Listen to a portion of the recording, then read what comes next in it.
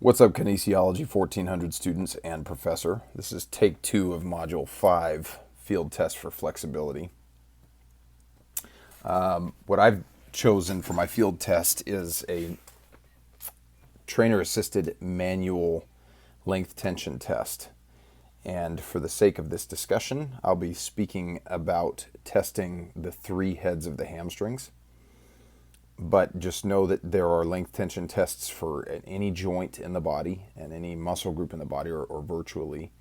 Obviously, you're not going to do length tension tests, on muscles of the face unless you have a really specialized position. But anyway, again, for the sake of this discussion, we're going to stick to the hamstrings. We got the semimembranosus, the semitendinosus, and the biceps femoris, which is really like a head and a half, right? Because you got that long head and that short head.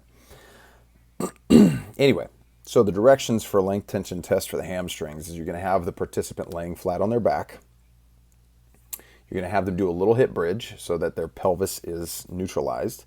And then you, as the assessor, will grab at the ankle, the malleolus, calcaneus region. You're going to get a good firm grip on that, and you're going to slightly dorsiflex the client. And by the way, we're testing the semitendinosus right now, so we're going straight up the sagittal plane, okay? We're going to maintain a strict knee extension position, so you need to make sure that other hand is on the knee, and you're going to gently push the leg up until you find the point of resistance and or the point when the pelvis shifts or rocks, okay? Because once the pelvis shifts or rocks, then we're no longer testing the flexibility of the semitendinosus. Now there's adductors involved and other muscle groups that can confound the test.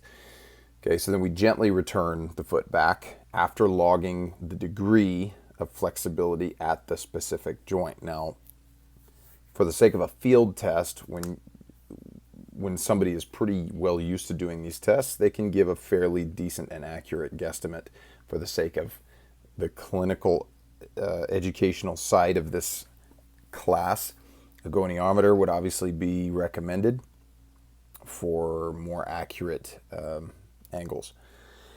Then to test the semimembranosus, excuse me, we would externally rotate the foot, and again make sure we had a really good grip on that malleolus calcaneal region, and we would slide the leg out along the ground, so parallel with the ground as wide as we can go. And again, as soon as we see that opposite hip, that opposite ASIS, right, starts to shift up, that's when we know we have hit the point where we've hit the length of the semimembranosus, and then we would return the leg to the original position. And finally, for the biceps femoris, we would keep the knee straight, firm grip on that malleolus calcaneal region, slight dorsiflexion. We'd elevate the leg 8 to 12 inches, whatever it takes to clear the opposite foot. And then we're going to internally rotate, and then we're going to transition that leg towards the other leg until we pass over the non-testing leg. And again, once we see pelvic shift, that's when we know we've kind of hit our limit on the biceps femoris. So this is how the test is done. The necessary materials for a field test, in my humble opinion, is a massage table. That is the big, super important piece of equipment, because I've found that trying to do a lot of these tests on the floor can confound the test, because it's very difficult for you as the assessor to get the proper angles of the legs while still keeping a properly extended knee and a slightly dorsiflex foot, etc. Having the assessee, the trainee, the client, the athlete on the massage table really gives you a lot more, precision with your test. Outside of that, though, that's what's nice about this. Again, if you're using the goniometer, if you're in a really clinical type setting and you need that to the degree accuracy, not a ballpark, then a goniometer would be recommended, which for the most part are very affordable. A good massage table will run you, $300 to $600 depending on the brand. And then if you're getting all the bells and whistles, like the kind of massage tables that can cook your breakfast for you, those are, upwards of $1,000. Strengths and weaknesses of the test. So first of all, there are many strengths to this type of test. For one, it's very quick. We can get an immediate understanding of the client's flexibility at that point. right away. So it's not like it's this drawn out process.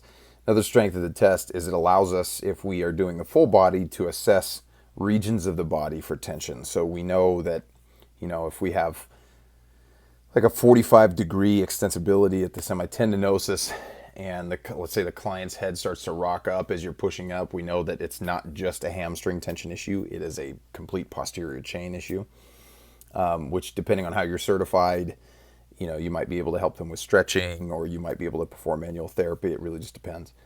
But the point is, it helps you to kind of identify other factors that may be contributing to that lack of flexibility in that particular pattern up the kinetic chain. But that is also a weakness of the test. So if you're looking specifically for the flexibility in a specific muscle group, there are times when those factors are confounded by surrounding muscle groups. So as an example that I brought up before, if you're testing the semimembranosus, that's true too, but we're using the semitendinosus for example. If you're passing the leg up through the sagittal plane testing the semitendinosus, you can get a limitation. You can kind of get blocked if, say, the adductor magnus is super tight, if the gracilis is tight, if the adductor longus or brevis are tight. I don't think the pectineus would stop it, but you get my point. The adductors can limit the range of motion for that sagittal plane movement of the leg. So there is that. It can be confounding, but it can also lead you to ask other questions that can provide answers that you need to help that client or athlete. And then bold-face weaknesses of the test. In my opinion, there aren't strictly downsides to the test, except for maybe the cost of the massage table, which, like I said, a good one will run you a few $100. So that is probably a problem.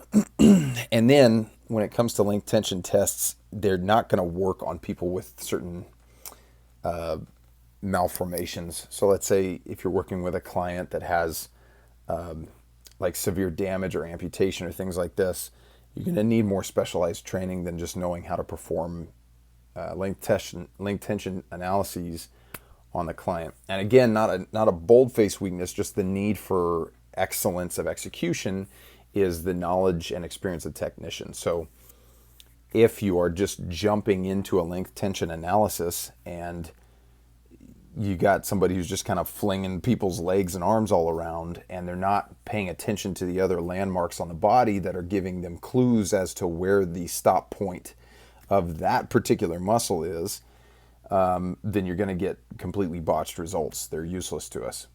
So, yeah, I guess you could say technician experience and knowledge is a weakness, but let's face it, that's a weakness in any endeavor, right? Or in most.